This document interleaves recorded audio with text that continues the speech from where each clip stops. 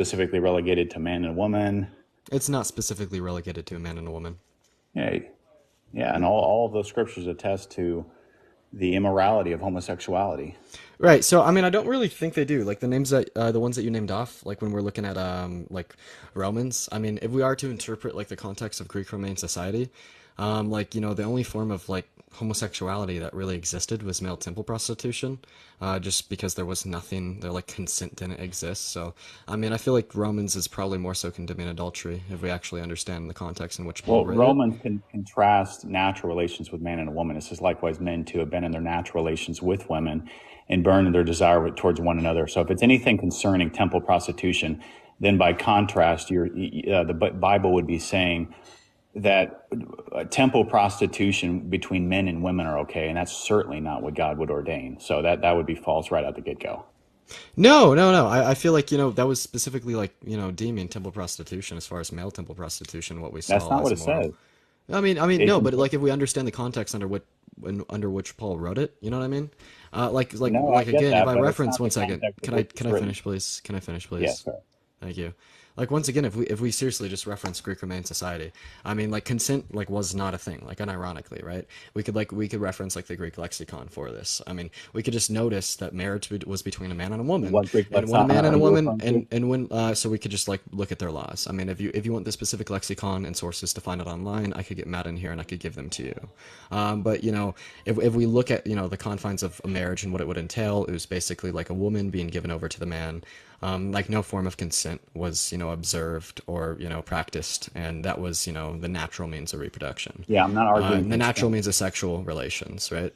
So like when we're talking about like consentful same-sex intercourse, like this was never really like mentioned in the Bible because it didn't exist in the society of the day, right? Yeah, I'm not. You're going off topic here. I'm not talking about consent. I'm contrasting the men, as it says in Romans 1:26 and 27, abandon natural relations with women. In contrast, burning with their desire towards one another, males committing shameful acts with other males. Now, this, if it was talking about temple prostitution, then what is implied and implicit in the text is it would be okay and morally permissible to have men and women in temple prostitution, which is not at all what God would ordain.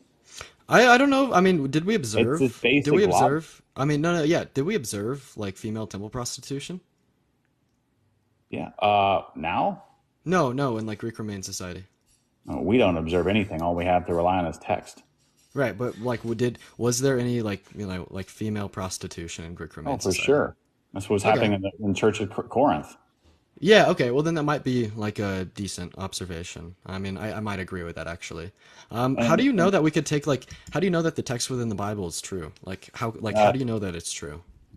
because without the God of the Bible, you're not able to come to any truth claim or moral judgment. He's the foundation that necessitates all facts. Okay, yeah, but this didn't answer my question. Apart from not being necessarily true, this didn't answer my question. How do we know that the text within the Bible is true?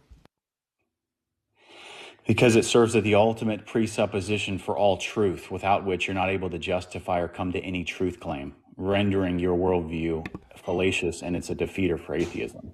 Not necessarily, because you kind of presuppose that Necessarily. infinite regress. Don't interrupt me.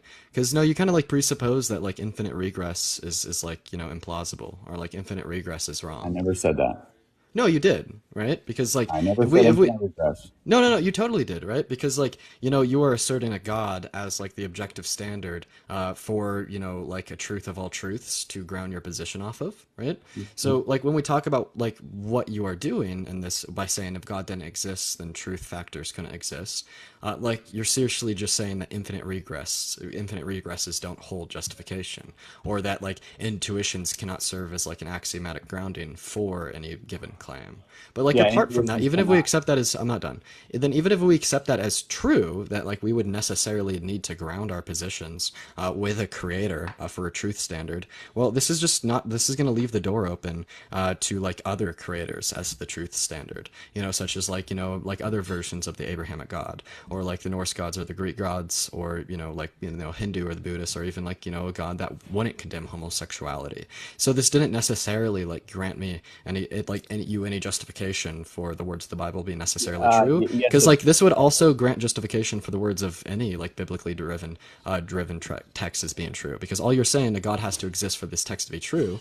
Well, I mean, then we could just presuppose the existence of all the other gods, and this would grant a truth factor to like the Quran or something along those lines. So, can I like, respond to what's that? like, yeah, what's like a symmetrically uneven form of justification to assert that the words of the Yeah, Bible will because be only the true? Christian God is a absolute personality. There's no other religion that asserts or presupposes an absolute personality, which is the only thing you can justify the universal transcendental categories.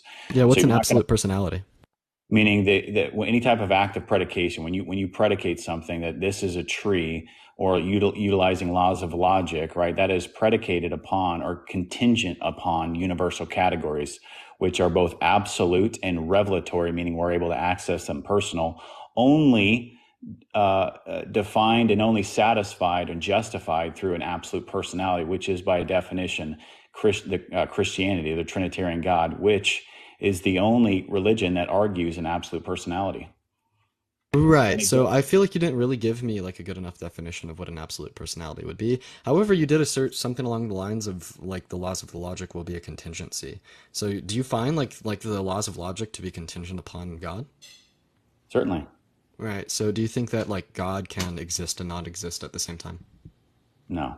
Right, so then no, they're not contingent upon God because No, they're if they revelatory. no, listen, if they were not contingent, if they were contingent upon God, and God is maximally like all great and all powerful, then he could like exist outside of his contingencies or modulate his contingencies. Therefore, he would be able to break the laws of logic and would be able to exist and not exist at the same time. No, what I'm saying is laws of logic are contingent upon universal categories like uniformity of nature. Without the uniformity of nature, you wouldn't be able to have any type of active What predication. what's the uniformity of nature? That the laws that govern today are going to be the same laws that govern tomorrow. Right. So I don't see this as like, Why? a Why is contingency that the upon that. case, Dean? Right. So I don't see that as like a contingency. Like this isn't contingent upon uniformity Yes, of it nature. is. That is basic. That is a basic fundamental and contingency of laws of logic. And then how is that going to be contingent upon the Christian God necessarily? Okay, so what I was saying is, first off, that the laws of logic are contingent upon universal categories and are only justified by universal categories. And the universal categories, law of induction, the law of identity, identity over time, Wait, now the you're uniformity of separating like nature. the law of identity from the laws of logic. That is a law of logic. And those are, okay, the uniformity of nature, we'll just relegate it to one, is contingent or is justified by a Trinitarian God, or the or excuse What's a me, Trinitarian God? the absolute personality of the Trinitarian God. Define the absolute personality of the Trinitarian God. What's necessary to be an absolute Yeah, personality of the he's Trinitarian God? universal, immutable, timeless, and yet he's revelatory, meaning he's accessible through our faculties. Right. So you're basically just asserting MGB, correct? NGB, what is that? Like maximally all great, all knowing, all powerful God that exists in a timeless nature. Yeah, a version of that, I would say. Right, and this is also the same type of God assumed by other religions. No, it's not Sure assumed it as is. an absolute personality, not even in Sure it its life. is. No, sure it is. Like quite literally, like all creators assumed by religions in which we have a coherent understanding of today are going to exist in that same fashion. No, no other religion asserts the immutability and the Define transcendent, immutability. unchanging, and the transcendent and Yeah, define immanent nature. transcendent. Define transcendent and immanent nature. Yeah, that he is both outside of our world, time. He's transcends our Right. senses, and then he's also imminently evolved, meticulously evolved Yeah. in What does that mean? each and every aspect of our world, which again is the only Right. No, Christianity no. is This the only isn't one going to that be like talks about categorically different between like your version of the Abrahamic God and other versions of even the Abrahamic God, right? So it. Well, like they're the yes, same we God. are going to assume no. Like if I was to bring up a Muslim, like if I was to bring up a Muslim right now, they would assume the same qualities about their God. No, they don't assume the immanence, and they don't assume the absolute personality, meaning God Yeah, dwells sure they with. do. No, we No, you they quite don't, literally just went man. all this exists. Like yes they do. Yes, they completely do.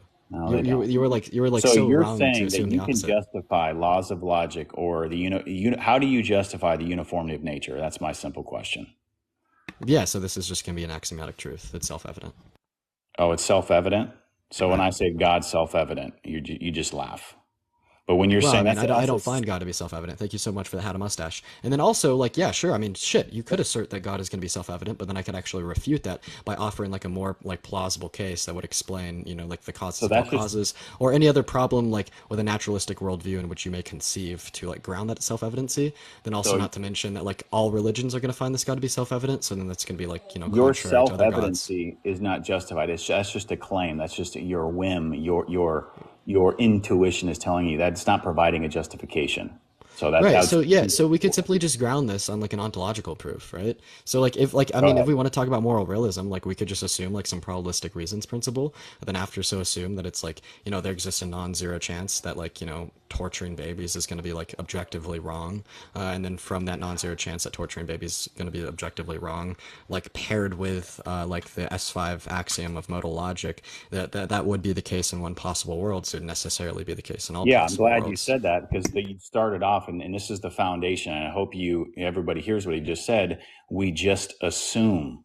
That's the foundation of your worldview. Is you're just assuming. That's blind faith. That's by Wait, definition. no. Wait, no, Without no, no, justification, because you're I living mean, on no, blind it's not faith. just like it's not like a blind faith assessment. It's like a simple like logical assessment as it does not contradict the No, laws you of logic. assumed, Dean. You assumed. We can just assume. That's No, what you no, I said. mean, no, we could like categorically state that it would not be refutment of any of the laws of logic, therefore it would have a non-zero probability. Hold on, my truck's going off. Give me a Also, second. who the fuck are you? You're smart as hell. Who are you? Who the fuck is this guy? It's like the smartest like theist that I've ever talked to on this app. Like, who is this guy? Sorry. Like, who are you? Okay, sorry about that. Do Well, you I'm just here like? to argue the Christian faith.